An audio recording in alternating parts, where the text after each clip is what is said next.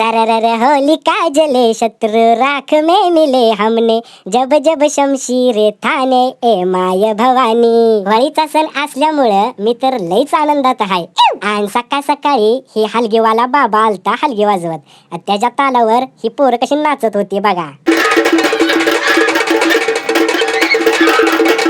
सण असल्यामुळं आई साहेब पुरणपोळीच्या स्वयंपाकात लईच बिझी होत्या. म्हणून म्हणलं आपण सगळी तयारी करावी.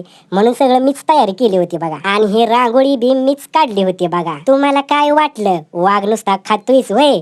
छे छे, वाघ तर ऑलराऊंडर आहे. सगळं जमतंय वाघाला. आणि मग जमल तशी तयारी केली आणि होळी पेटवून ठो ठो ठो ठो बोंबलो होळीच्या कडनं आणि पाया पडलो. जय होळी माता. काय चुकलं असलं तर माफ कर. घरच्या होळीचं दर्शन घेऊन गल्ली मधली होळी बघायला गेलो तर बाई ही होळी हाय का टावर हाय. किती मोठीच्या मोठी लाट होळी होती. आणि ही बारकी बारकी पोरं होळीच्या कडनं बोंबलत पळत होती. बोंबलून भूक तर जामच लागली होती. आणि त्यात ही ताट असं सजवलं होतं.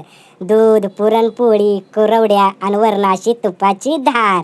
आहा, विषय संपला. भात आमटी तर दाखवायचीच राहिली गी. तुम्ही पण खाल्ल्या का नाही मग पोळ्या दाबून दाबून?